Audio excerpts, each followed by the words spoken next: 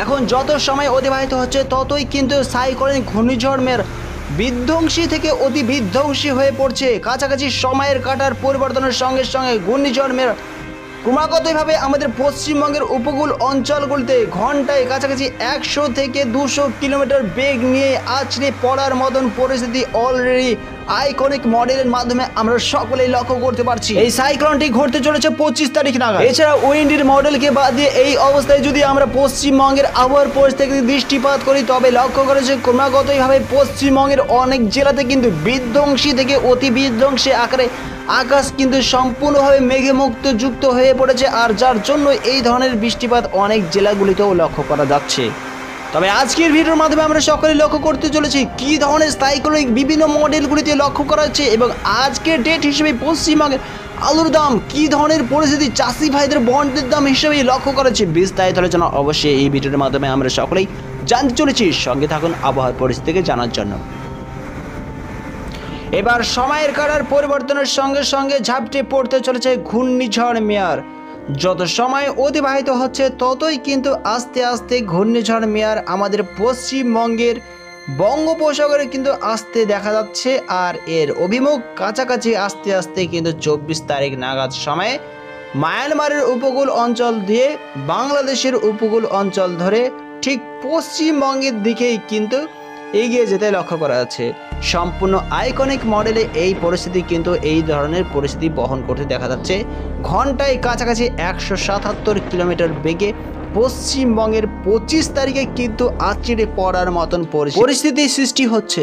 এছাড়া এই ঝড়ের অভিমুখ হিসাবে যদি আমরা ইসিএ মডেলের মাধ্যমে লক্ষ্যপাত করি তবে লক্ষ্য করা যাচ্ছে যে 26 তারিখ নাগাদ সময়ে পশ্চিমবঙ্গের উপকূল এবং বাংলাদেশের উপকূল অঞ্চলগুলিতে 70 থেকে 60-80 কিলোমিটার বেগ নিয়ে কিন্তু আছড়ে পড়তে লক্ষ্য করা যাচ্ছে। সময়ের কাটার পরিবর্তনের সঙ্গে সঙ্গে বৃষ্টিপাতের থেকে দৃষ্টিপাত করলে এই ঝড়ের ফলে কিন্তু ভারী থেকে অতি ভারী মাত্রায় বৃষ্টিপাত হওয়ার জন্য কিন্তু বাংলাদেশের বুকেও যেমন 40-42 mm ভারী বজ্রসহ বৃষ্টিপাত লক্ষ্য করা যাচ্ছে, সেই রকমভাবে আমাদের পশ্চিম বাংলাতেও কিন্তু সেই ধরনের পরিস্থিতি অলরেডি ভয়ঙ্কর আকারে কিন্তু সৃষ্টি হতে দেখা যাচ্ছে।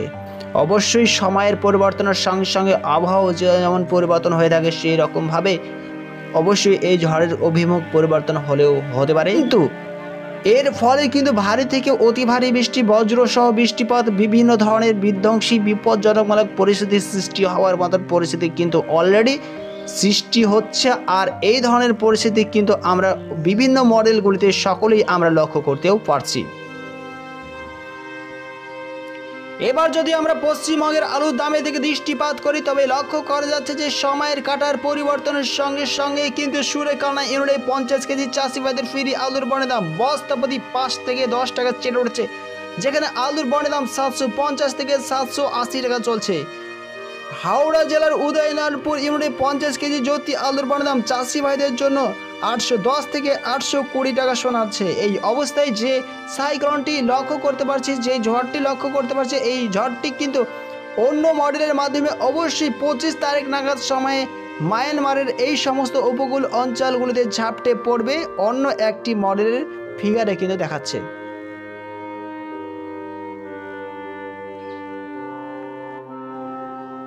সময়ের কাটার পরিবর্তনের সঙ্গে সঙ্গে 26 তারিখের দিকে যদি কারসাটিকে নিয়ে যাওয়া হয় তবে লক্ষ্য করা যাচ্ছে আস্তে আস্তে কিন্তু ঝড়টি সম্পূর্ণভাবে বাংলাদেশের উপকূল অঞ্চলগুলিতে আছড়ে পড়ার মতন অলরেডি কিন্তু পরিস্থিতির সৃষ্টি হচ্ছে। এটি কিন্তু জিপিএস মডেলের মাধ্যমে এই ধরনের পরিস্থিতি লক্ষ্য করেছে। আর অন্যদিকে আজকের ডেট হিসেবে কিন্তু বীরভূম জেলার সাইথে ইউনিটে 50 কেজি চাষি ভাইদের ফ্রি আলুর বনের দাম বস্তা প্রতি এক ধাপে লেগে বেড়ে উঠেছে 20 টাকা, যেখানে আলুর বনের দাম চলছে 800 টাকা। মেদিনীপুর জেলার দিকে দৃষ্টিপাত করলে এই অবস্থায় কিন্তু মেদিনীপুর জেলার শালবনী ইউনিটে 50 কেজি জ্যোতি আলুর বনের দাম 725 থেকে 750 টাকায় পরিলক্ষিত হচ্ছে। রসুলপুর ইউনিটে 50 কেজি জ্যোতি আলুর বনের দাম কাছাকাছি আজকের ডেট হিসেবে লক্ষ্য করা যাচ্ছে যে 720 টাকা 5 টাকা কমে গেছে। এছাড়া এই অবস্থায় বাঁকুড়া জেলার কতুলপুর ইউনিটে 50 কেজি জ্যোতি আলুর বনের দাম কাছাকাছি লক্ষ্য করা যাচ্ছে 725 থেকে 750 টাকা। আশেপাশে কুশমাশলী ইউনিটে 50 কেজি জ্যোতি আলুর বনের দাম আজকের ডেট হিসেবে 750 টাকায় লক্ষ্য করা যাচ্ছে। মাথা ভাঙাতেও 750 টাকা পরিলক্ষিত হচ্ছে। এছাড়া কাঁচরাপাড়া ইউনিটে 50 কেজি জ্যোতি আলুর বন্ডের দাম 750 টাকায় লক্ষ্য করেছি। কায়রাঘাট ইউনিটে 50 কেজি জ্যোতি আলুর বন্ডের দাম আজকে ডেট হিসাবে 775 টাকা শোনা যাচ্ছে। এবং সর্বশেষ মেশ কায়রাঘাট ইউনিটে চাষিবাদের ফ্রি আলুর বন্ডের দাম আজকে ডেট হিসাবে কিন্তু 750 থেকে 790 টাকা চলছে। কায়রাঘাটেও কিন্তু 750 থেকে 775 টাকা লক্ষ্য করা যাচ্ছে এবং কেশপুরে 725 টাকায় পরিলক্ষিত হচ্ছে।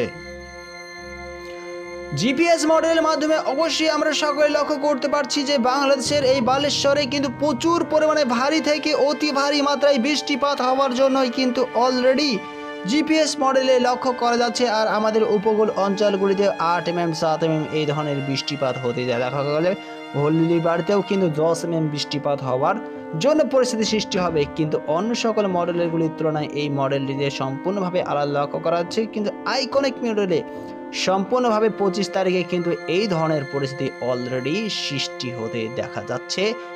গভীর থেকে অবধি গভীর নিম্নচাপ আকারে কিন্তু ঘূর্ণিঝড় আকারে বিধ্বংসীভাবে আমাদের পশ্চিমবঙ্গের উপকূল অঞ্চলগুলিতে ঝাপটে পড়ার মতন পরিস্থিতি অলরেডি সৃষ্টি হতে দেখা যাচ্ছে।